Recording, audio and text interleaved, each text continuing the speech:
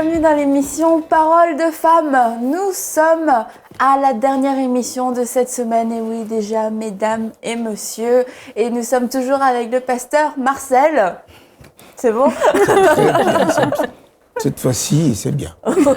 Pasteur Marcel, ça va? Vous l'avez bien vécu cette semaine avec nous? Très, très bien. Vraiment, je me suis vraiment régalé. Je bénis le Seigneur vraiment pour ce temps vraiment qu'on a passé ensemble. Ouais. La prochaine fois, on aimerait bien rencontrer Rachel. Ce sera avec plaisir. De toute façon, elle est déjà au courant. Hein. Elle est déjà au courant, c'est bon. Elle est au courant qu'elle doit venir? Elle est au courant qu'il se passe des grandes choses ici. Donc, elle dit, bon, la prochaine fois, elle ne manquera pas d'être là. On a un fauteuil pour elle. Voilà. Donc, Rachel, l'invitation est lancée. Et on va terminer cette semaine en parlant de l'église locale. On a vu comment Dieu a été fidèle dans votre vie.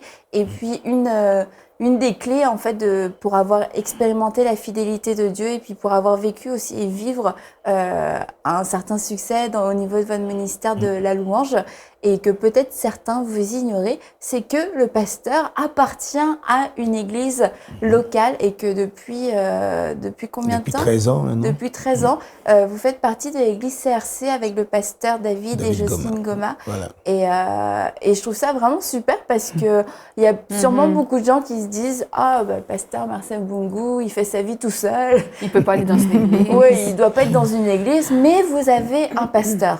Exactement, j'ai un pasteur qui est en même temps aussi mon père spirituel parce que c'est lui qui m'a formé, c'est lui qui m'a consacré, c'est lui qui m'a enseigné et c'est lui qui continue toujours aussi à m'enseigner. Toujours, encore aujourd'hui. Encore aujourd'hui. Quand on parle du grand Marcel Boungou, on sait que derrière, il y a encore du conseil pastoral, il y a encore de l'instruction et vous recevez encore. Je reçois encore, oui. Ah, c'est vraiment... Et je pense que vous n'allez pas dire le contraire. Aurélie a dit avant de commencer l'émission, moi j'ai tout appris à l'église. Oui, c'est vrai. J'ai appris plein de choses que je sais aujourd'hui, mis à part l'éducation que mes parents m'ont donnée, bien sûr, qui était très bonne. J'ai appris à acheter une maison à l'église. Je précise ça parce que parfois on pense que c'est seulement les choses spirituelles qu'on va apprendre à l'église. Mais moi, j'ai appris comment on achète une maison, comment on fait un budget, comment on fait un bilan. C'est des choses que j'ai appris à l'église, même le relationnel, vraiment des choses de la vie de tous les jours, finalement, qui m'ont porté, qui m'ont amené.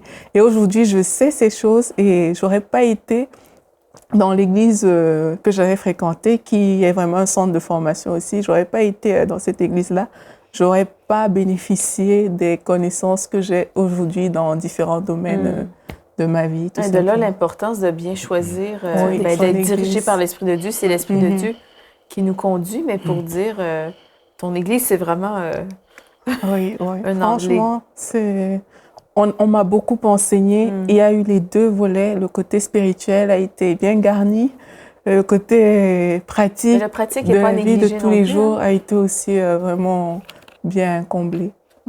Et pour vous, même vous êtes pasteur finalement dans l'église, donc vous voyez c'est quoi exactement le rôle du pasteur et ça a un rôle capital quand même dans la vie des gens. Ben c'est vrai que le rôle capital, quand on parlerait plutôt de l'église locale, c'est vrai que pour moi, ça a été important d'avoir un environnement, d'avoir aussi des gens qui sont là pour enseigner, pour vous apporter la connaissance et tout ça, c'était important. C'est vrai que j'ai vécu dans d'autres églises avant. J'étais chanteur et tout ça, le grand chanteur, mais ça s'arrêtait à ça. Donc, à ce moment-là, c'était la période en qui était la plus difficile, là, mais à partir du moment où j'ai trouvé vraiment, le Seigneur m'a conduit dans cet environnement où j'ai appris vraiment, même appris à connaître le Seigneur, avoir la connaissance de la parole, et puis aussi approfondir vraiment la connaissance de la parole de Dieu. Pour moi, c'était vraiment important. Puis je crois aussi que vous êtes conseiller spirituel, pasteur, pour la chorale. Oui, par exemple, c'est vrai que Total Praise, par exemple, c'est vrai que à l'église, je suis donc, on m'avait nommé justement, malgré mes absences, je suis directeur du département de louange. Donc, spirituellement, j'apporte des messages à la chorale Total Praise de temps en temps quand je suis là. Et puis, je donne aussi des conseils, je peux donner des conseils et tout ça. Donc, c'est important pour. Et c'est pas à négliger parce que c'est pas à négliger ce ministère-là parce que c'est c'est le ministère qui est au front, c'est la louange, c'est quelque chose de primordial. C'est visible, hein? Oui, et ça prépare spirituellement la personne, le pasteur qui va amener le message pour qu'il soit déjà dans la présence de Dieu. On conduit le peuple dans la présence de Dieu.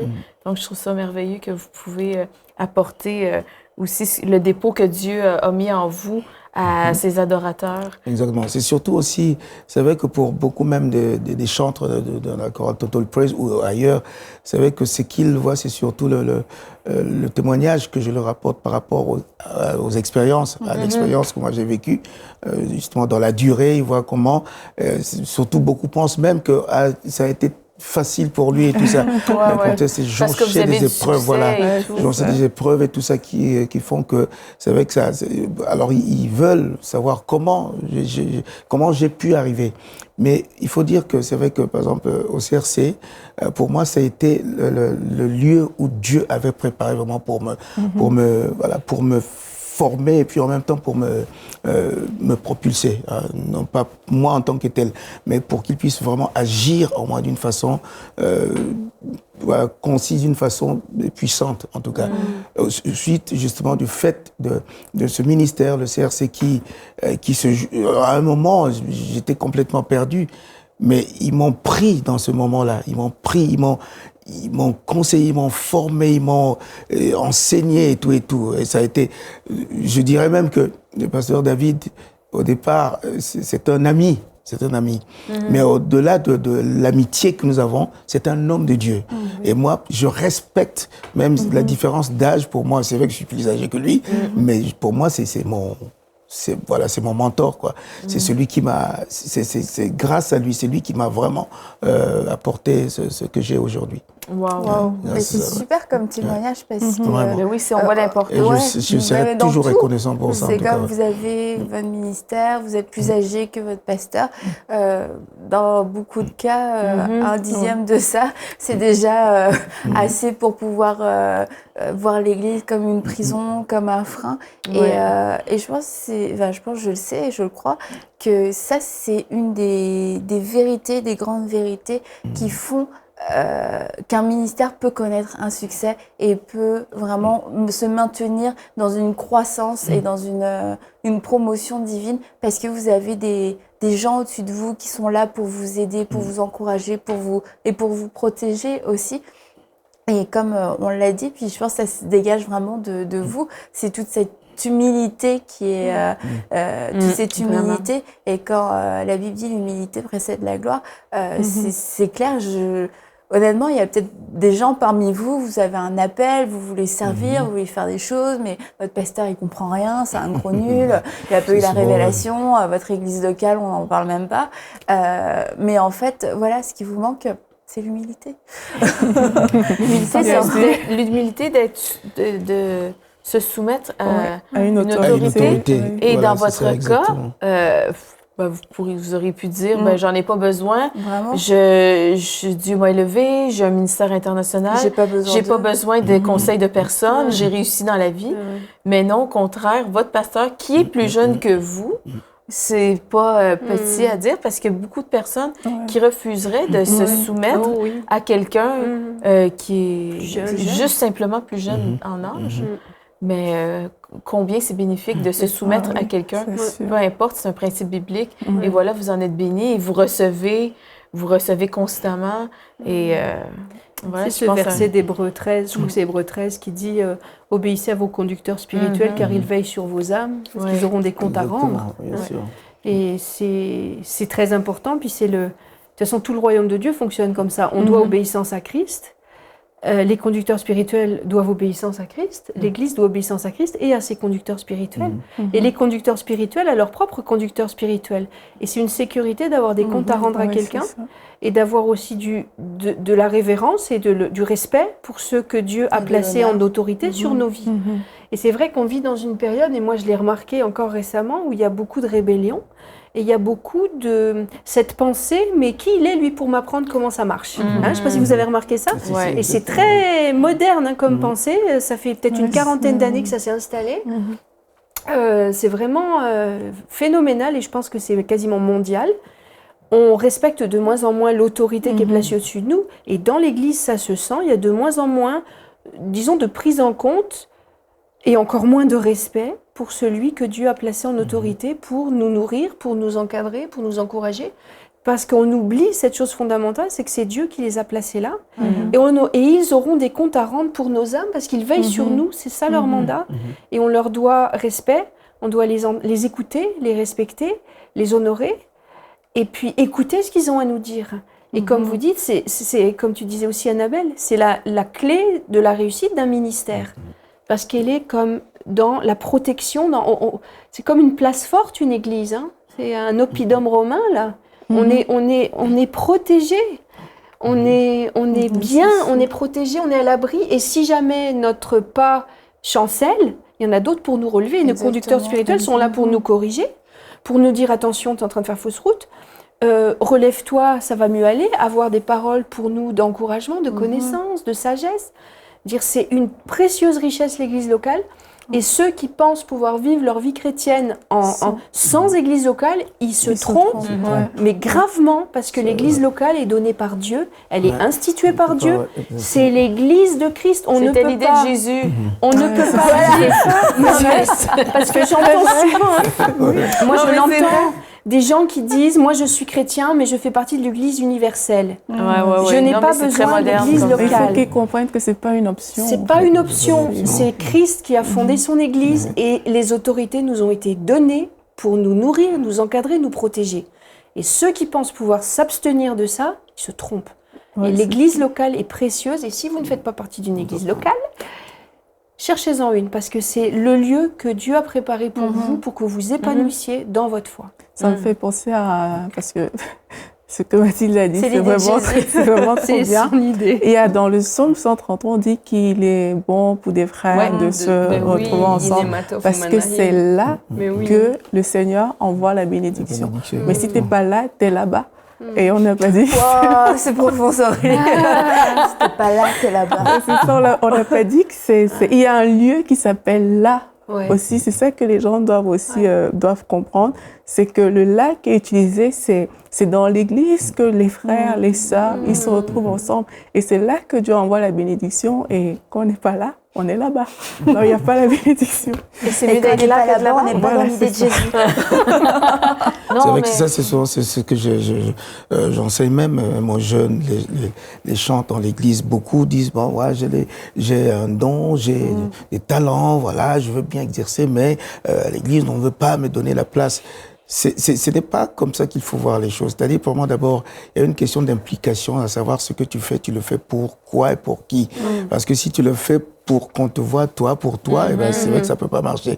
Moi, d'abord, l'église locale est là pour te canaliser, parce que tous les dons sont faits pour l'édification de l'église. Donc, ce que tu dois savoir d'abord, que les dons et les talents que tu as, si tu viens à l'église, c'est pour l'édification de l'église que tu dois exercer ces dons et ces talents. Ce n'est pas pour toi en tant que tel.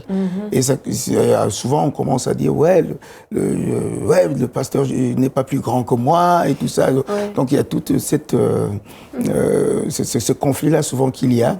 Mais c'est de comprendre que c'est vrai qu'on a besoin d'une couverture spirituelle, qui est donc l'autorité spirituelle que Dieu a donnée dans l'église, qui sont des pasteurs, des responsables de l'église qui sont là pour nous aider justement à rentrer même dans nos ministères. Et pour mon cas, vraiment, je bénis le Seigneur pour cela. Que le CRC est pour moi, c'est vrai que le lieu où le Seigneur vraiment m'a conduit et puis continue à me conduire pour exercer mon ministère. Et en plus, vous vous déplacez beaucoup. Oui, voilà, je me déplace beaucoup. Le fait de savoir que vous avez une maison, que vous avez une famille comme un pied-à-terre, que quand vous allez rentrer, c'est un endroit où vous allez être ressourcé, vous allez pouvoir juste voilà. C'est un grand soulagement dans la vie. Au contraire, c'est pas un frein, c'est pas un poids. Non, mais c'est ça, souvent les gens vont dire mon pasteur est là pour me freiner, mais au contraire, pour vous, votre pasteur est là pour vous propulser dans votre appel, pas pour vous supprimer. Puis ça, c'est une pensée qui est très présente dans l'Église. C'est, je suis pas célébrée, mais comme vous dites, pasteur, on n'est pas dans le ministère pour se promouvoir et c'est toute une question de motif. On est là pour quoi, pour qui? Voilà. Mais on est dans une génération individualiste qui veut, la chair réclame ça. La chair exige qu'on la célèbre, la chair exige qu'on reconnaisse tes talents, la chair exige d'avoir une place, la chair exige de ne pas avoir de compte à rendre. Mais ça, c'est charnel. Mais Christ nous dit qu'il faut qu'on ne soit pas des êtres charnels, mais des êtres spirituels. Et l'apôtre Paul l'a tellement souvent dit dans ses lettres, on n'est pas appelé à cultiver notre aspect charnel. On l'a tous, mais il faut le faire taire, là, le circonscrire comme un feu. Là. Et puis, on est appelé à manifester ce qu'on est spirituellement. Et puis, dans l'église locale, si on cherche à être célébré, à avoir une place, à être reconnu, je suis désolée, mais le problème, c'est pas l'église ni le pasteur, mais c'est la personne. Exactement. Moi, j'aime beaucoup le côté famille parce que, justement, quand on choisit pas souvent sa famille, quand on est dans une famille, voilà, on est né là, on a la grâce quand même de choisir notre église locale. Mais voilà, les personnes avec qui on est, si on les voit vraiment comme des frères et sœurs, parce que c'est ce qu'on est censé être, ce côté de vouloir tant se mettre en avant, de vouloir tant être valorisé, ça va tomber. Mais si on va avec des motifs qui ne sont pas propres, là, c'est là où l'orgueil ressort. Et au lieu de servir, comme le pasteur Marcel le disait, au lieu d'aller à l'église pour servir, et puis on veut être servi, on veut être la personne qui est le modèle, on veut qu'on se plie à toutes nos exigences. C'est contraire au caractère de Jésus. Exactement. En plus. Pourtant, la Bible dit, celui qui veut être le plus grand, c'est celui qui sert. Mais il ne faut pas qu'on passe à côté de ça, en fait, parce que bien souvent, moi, j'ai remarqué que des personnes qui ont quitté l'Église, c'est parce qu'elles ont été frustrées à un certain niveau, mais c'est parce que leurs désirs, quelque part, elles se sont dit, là-bas, on ne respecte pas ci, on ne fait pas ci. Et puis, moi, je m'en vais. Mais elles ont trop vu moi. Elles n'ont pas vu le côté unité. Jésus, quand il a dit notre Père, ça veut dire qu'il y a le nôtre, quelque part, qui fait qu'on soit ensemble. Mais ces personnes, elles n'ont pas vu ça. Elles ont juste vu moi, je pense que et du coup, ça les a fait partir. Donc, c'est vraiment important qu'on comprenne que déjà, l'Église, c'est pas une option. Mais en plus, quand on vient pour donner. On vient pas pour prendre. On vient vraiment pour donner. Et c'est ça que je pense qui est important à ce niveau-là. Et dans l'esprit de la famille, la Bible dit qu'il donne une famille aux veuves, aux orphelins, mais une famille, c'est des gens ensemble. Donc, si on se met à l'écart, là, on s'isole, on redevient un orphelin, on demeure dans un état de veuf ou d'orphelin. Et l'Église est le moyen que Dieu a choisi pour donner une famille, particulièrement, enfin, je dis particulièrement à tout le monde, mais aux gens qui se sentent seuls. On entend souvent, je me sens seule et tout, mais est-ce que tu as une église? Non, j'ai pas d'église. Commence par ça, parce que c'est la manière dont Dieu veut que tu sois aimé, que tu sois encouragé, et puis même sans être veuve ou orphelin, c'est que votre femme, souvent elle est toute seule parce que vous partez et qu'elle a besoin aussi d'avoir une famille qui est là autour d'elle et de ne pas se retrouver toute seule. Et ça aurait été égoïste de se dire non, moi je veux pas d'église locale, on fait notre ministère tout seul, mais quand je serai pas là, tu seras toute seule. Et votre femme, je pense qu'elle a vraiment trouvé une vraie famille au CRC aussi. Exactement, c'est vrai que surtout en plus, comme il y a pas mal d'activités aussi à l'église, c'est qu'elle fait partie de l'AFC, une association de la femme chrétienne, donc c'est vrai qu'il y a toute cette organisation là qui fait que elle n'est pas seule, elle n'est pas solitaire. Donc il y a des choses qu'elle peut faire et tout. Ce que même tout à l'heure, quand j'avais eu encore à la au téléphone, c'était pour lui dire en tout cas vas-y, continue, donc de l'encourager à faire ce qu'elle est en train de faire. Vous l'avez encouragé parce qu'on a dit qu'il fallait s'encourager mutuellement. Dès qu'il a pris son téléphone, il a bien écouté. Donc, mais la fratrie, c'est important, comme ça, votre épouse. Votre épouse, quand vous êtes à l'extérieur, elle se retrouve pas toute seule. Et puis en plus, c'est bien de se retrouver entre frères et sœurs. On se frotte aussi à des gens qui sont pas nécessairement normalement dans notre vie de tous les jours compatibles. Et Dieu nous travaille, Dieu nous façonne aussi à être avec des gens qui... c'est l'idée de Dieu aussi, qu'on soit façonné de... On est comme des pierres sur la plage. Je sais que souvent l'été, je vais sur une plage où il y a que des gros galets, mais ils sont lisses. mais du lisse. Tu mets ça dans ta main, c'est doux, c'est comme de la soie. Parce qu'ils se sont entrechoqués. Et c'est vrai que si on reste tout seul dans sa cuisine ou dans son salon devant son ordinateur, on se frottera jamais aux autres pierres. On ne saura pas on est des pierres vivantes. Et il y a mon pasteur qui dit souvent que le frère aiguise le frère. Mais oui. C'est en se frottant qu'on saura, voilà, j'ai quelque chose à travailler, c'est ça. Ça nous forme au final. C'est formateur. Je t'aiguise. Pourquoi? C'est pas vrai. Non, je rigole. Il y a un verset aussi dans le Proverbe qui dit celui qui se met à l'écart recherche son intérêt. Et c'est vrai qu'en fait, quand on se met à l'écart, c'est parce qu'on ne supporte pas les autres. Non, mais il y a beaucoup d'orgueil dans le fait de se tenir à l'écart. Hein. De toute façon, on le sait, hein, historiquement, vous l'avez vu, je suppose, dans toutes vos églises, ceux qui se tiennent à l'écart, et tu l'as dit très bien tout à l'heure, ils se tiennent à l'écart souvent, 90% du temps, c'est parce qu'il y a eu une frustration, parce qu'on n'a pas reconnu leur place, leur talent, on ne les a pas honorés comme ils pensaient devoir l'être, et ils se tiennent à l'écart, ils boudent. Alors ça peut durer des années, la bouderie, mais c'est jamais des bonnes motivations, de toute façon. Moi, j'ai jamais entendu quelqu'un qui se tenait à l'écart me donner de bonnes motivations pour se tenir à l'écart. Ça peut arriver, mais c'est extrêmement rare. Alors, si vous vous tenez à l'écart, examinez vos motivations, s'il vous plaît. Qu'est-ce qui est merveilleux de l'Église locale aussi, c'est que souvent, comme je pense à vous, pasteur, vous êtes loin de votre pays natal. Je crois que vous avez dit que vous avez encore de la famille au Congo, qui est votre pays d'origine. Mais souvent, les gens, ils sont loin de leur famille ou qui n'ont tout simplement plus de famille. Et donc, ils se trouvent être dans quelque sorte orphelins. Et l'Église locale offre cette famille spirituelle qui souvent nous compte plus que des fois même notre famille naturelle, comme tu as dit plus tôt, Aurélie. On est dans une famille, mais on ne la choisit pas.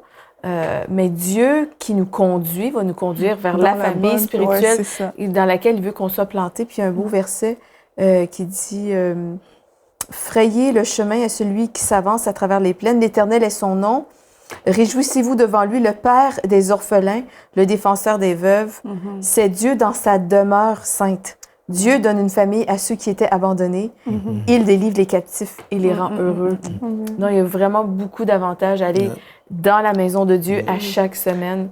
Vraiment, non seulement pour recevoir la portion de la parole de Dieu, être dans la présence de Dieu, louer, adorer Dieu entre frères et sœurs, parce que, comme de raison, et même ça nous permet fait ça la semaine aussi, de vraiment d'avoir des bonnes personnes autour de nous. Là, on se fait des liens. Parce que moi, ma famille, vous le savez, on n'est pas dans les mêmes pays. Chacun est dans son pays. Donc moi, dans mon église, je sais qu'il y a des bonnes personnes que je peux aller consulter. Et c'est des bonnes personnes. Ce n'est pas des gens qui vont mal me conseiller parce qu'on reçoit la même nourriture spirituelle. Et si j'ai tendance à m'égarer, c'est des personnes qui pourront venir me dire, écoute, souviens-toi de tel message, pasteur, fais attention. Et là, c'est bien, on est porté par de bonnes personnes. On ne se retrouve pas à être dans un mauvais endroit avec des mauvais conseillers. C'est vraiment bien d'appartenir à une famille comme ça, parce qu'on est plus édifié, on est mieux édifié que si on était juste resté à la maison tout seul. Évidemment. Et pasteur, vous avez fait aussi beaucoup de conseils pastoraux au niveau des couples. Et vous-même, dans votre couple, après le divorce et puis la restauration, l'église locale, vos pasteurs vous ont beaucoup apporté au niveau de votre couple. Et juste, on pourrait peut-être adresser un mot spécifique d'encouragement aux couples qui essayent de s'en sortir par eux-mêmes, mais vraiment leur dire que peut leur apporter le conseil pastoral dans leur vie. Avant, d'abord, c'est vrai que, comme je parlais même de l'amitié qui nous lie entre le pasteur David et moi, déjà le couple même pastoral entre nous, c'est vrai qu'il y a toute cette amitié, mais en même temps aussi, c'est vrai que nous, moi, mon épouse, vraiment, on les respecte beaucoup, ils sont pour nous nos nos parents spirituels. De la même façon, quand je vois comment même pasteur Jocelyne Goma s'occupe vraiment de mon épouse, être avec elle pour la conseiller, pour la soutenir dans tout ce qu'elle fait, et vice-versa, pasteur David avec moi, comment il me prend vraiment en tant que tel pour me conseiller, pour me dire quelquefois comment les conduites à prendre pour telle ou telle situation. Et souvent, c'est vrai que je demande conseil, parce que je sais que lui, il a le conseil qu'il faut pour moi. Je sais que quand il me donne un conseil, parce que c'est pas un conseil humain que le pasteur va c'est pas un conseil humain, un conseil divin. Exactement, c'est quelque chose où tu sentiras même que pour moi, je sens que cela vient vraiment du Seigneur. Et quand je suis ce conseil-là, je vois que oui, ça vient vraiment du trône de Dieu. Et c'est ça vraiment que j'ai trouvé vraiment important. Alors, tellement que c'est vrai que je bénis le Seigneur vraiment pour cela, parce que j'aurais pu me retrouver dans un contexte où pendant des années, même où j'étais dans des églises évidemment, mais jamais je ne me suis retrouvé dans ces contextes-là où tu as quelqu'un qui est là à côté de toi, qui se soucie de toi. Même quand il me dit, oui, va, fais ce que le Seigneur t'a donné de faire, va, proclame, annonce, va, fais le ministère. Donc on voit bien qu'il y a ce désir de me voir aller encore plus loin, de me voir faire encore plus, parce il voit l'importance de ce que Dieu a mis en moi. Et en me conseillant justement, donc il voit bien que c'est vrai que ce n'est pas pour son plaisir à lui, mais c'est pour que le nom du Seigneur soit glorifié. Et dans notre couple, c'est vrai qu'on a été beaucoup soutenus à ce niveau-là, surtout rentrer dans le ministère, en tout cas. Gloire à Dieu. Merci beaucoup, pasteur Marcel, pour toutes vos interventions depuis le début de la semaine. Et comme on l'a dit, on a vraiment apprécié votre présence, votre humilité et le fait d'avoir accepté de vous ouvrir. Et puis, je crois que au travers de ce message, de vos témoignages, les gens vont expérimenter à nouveau la bonté de Dieu. Et c'est notre prière pour vous. On prie afin que vous puissiez expérimenter cette bonté. Quand on a préparé ces émissions, on priait. On a vraiment prié pour vous, pour que vous soyez délivrés de toute condamnation, de toute culpabilité, et que vous puissiez savoir que Dieu est vraiment, vraiment, vraiment bon. Qu'en lui, il n'y a rien de mal. Qu'en lui, il n'y a aucun mauvais plan pour vous. Qu'en lui, il n'y a que pardon et miséricorde. Et que vous avez juste à aller vers lui, à vous tourner vers lui, et il va répondre à vos prières. Et le pasteur Marcel a un témoignage qui est bien à lui, un parcours qui est bien à lui, et c'est peut-être pas le vôtre, mais ce que Dieu a fait dans sa vie, la manière dont il a intervenu, la nature de Dieu qui s'est révélée dans sa vie, c'est pareil pour vous. On y a toutes goûté d'une manière différente, parce qu'on a toutes des témoignages différents, et tous des témoignages différents, mais pour vous, Dieu veut et peut faire la même chose, et on vous le répète, celui qui a fait la promesse, c'est celui aussi qui a la puissance de l'accomplir. Donc croyez, ne défaillez pas, ne défaillez pas dans votre confiance en lui. Il est bon, il vous soutient. La Bible nous dit que sa bonté s'étend jusqu'au ciel et que sa fidélité atteint les nuages. Donc ça veut dire que tu regardes à droite, à gauche, au nord, au sud, la bonté de Dieu est partout et t'environne. Alors on vous dit à très bientôt pour une prochaine émission de Paroles de Femmes. Envoyez-nous votre témoignage à paroledefemmes@enseigne-moi.com.